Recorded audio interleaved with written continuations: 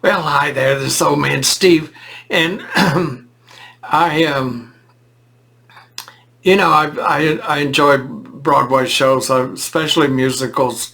Uh, I I worked for the Dallas Summer Musical for a number of years, so I saw a lot of touring shows, with big name stars, and of course I've seen Broadway shows. I've been to Broadway, and I was thinking about shows that I really, really do like, and performers that are my favorite.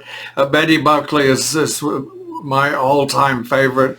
She's a wonderful entertainer, a great treasure to the American theater. She's a big Broadway star, and of course, if you don't follow theater, you this probably would this it's not going to interest you, but I'm going to be talking theater shows.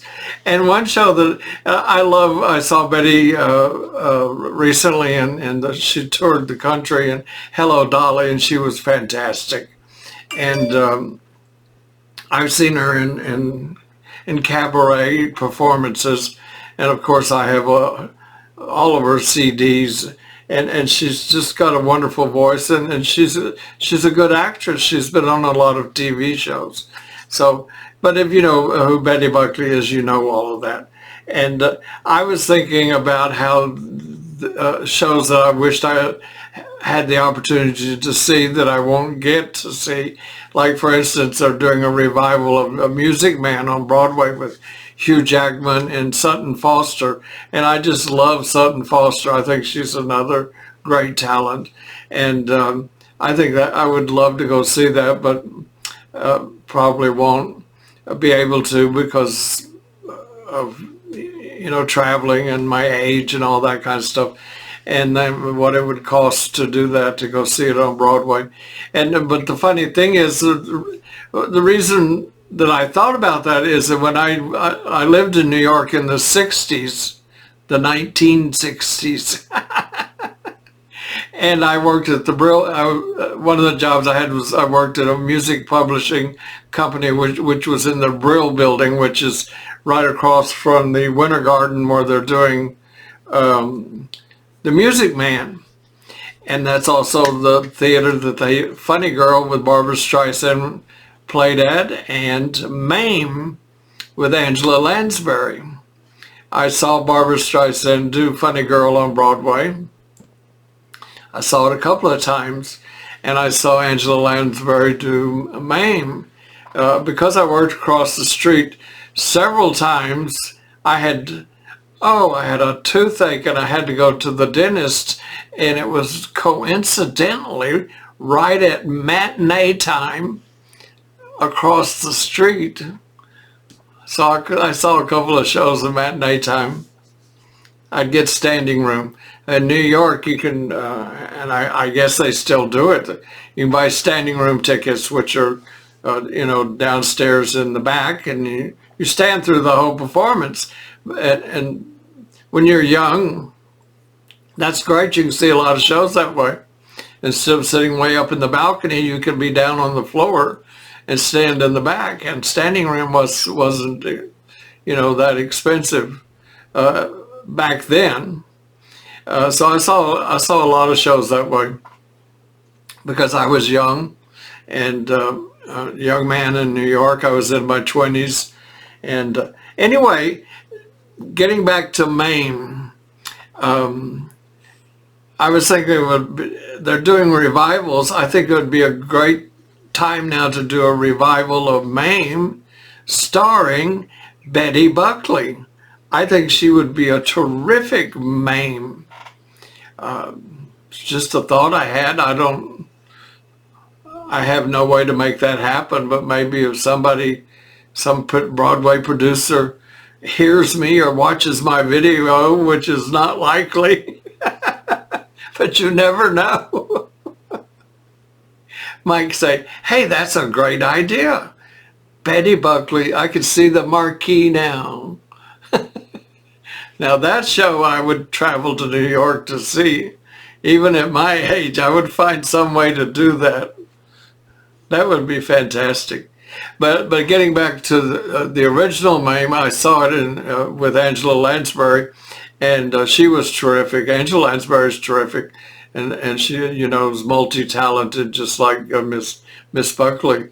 Um, but I went with a friend of mine from work, and we were going to go and get her autograph. So we went. We had tickets one night, and we went to the stage door, uh, which is, as I remember, it was not your typical stage door. It was right out on the street, and there was a busy street behind us. I forgot what street it was. And we waited. There was nobody else there. It was just us, which I thought was kind of unusual. But we waited. The show was over. We went back there and we waited and we waited. And we thought, well, maybe we missed her. But there was a limo that was parked on the street. So we figured that the limo was, you know, waiting for her.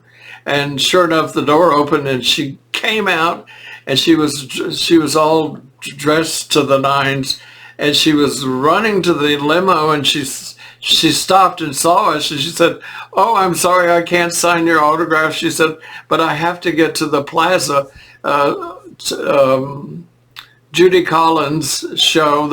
They're holding the show for me, the late show. So when I get there, you know, because I promised I would be there," or something to that effect. But anyway, she was going to the plaza to see Judy Collins, and they had held the last show for her to get there after her show was over. And so she was flying out, and she was apologizing, and she blew us kisses and all that kind of stuff. And it was a moment. I mean, we were just we were disappointed, but still we got to see her, and she talked directly to us. So it was a moment. So we never got our autograph. I guess we could have gone back, but we never did. And the timing was such that for my job, I couldn't, you know, after a matinee, when I got off work, I think the show was over for the matinee. So anyway, timing was never right. And of course, I've told you the story about Barbara Streisand and saw her in Funny Girl. And we went to an Italian restaurant on the Upper West Side that all the show kids went to.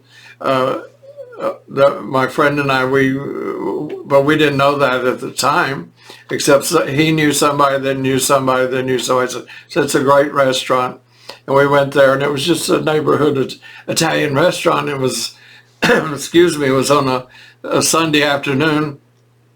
And I don't remember if it was before the show or after the show, the matinee. But we were sitting there eating our Italian dinner, and in walks Barbara Streisand with, when she was married to Elliot Gould, she swept into the restaurant. I remember she had a full-length fur coat on. I don't know what kind of fur, but she played the star, as I recall, and they kind of swept in, and people, you know, reacted. They saw her and smiled and all that kind of stuff. But nobody went crazy and jumped up and, "Oh, can I have your autograph?" You know, it was nothing like that, because they were all show kids and actors, dancers, you know. And she sat in the booth right behind us, or in front of us. And my friend had his back to her, and I'm going. He was talking, as he always did. He was jabbering away about something, and I'm losing my voice. And I kept going, and finally I went, "It's Barbara Streisand." And he went, "Yeah, right." I said, "No, she's sitting right behind you." Anyway, he finally realized what I was saying, and he freaked out. But that was another interesting experience. But anyway, getting back to Mame and Betty Buckley, I think that would be a win-win situation. And I hope that I play a small part and it happening. Not that I can do anything except suggest it, but it would really be, and I don't know, she may not want to do it, but I think she would be great in it. So who knows? Stranger things have happened. Okay.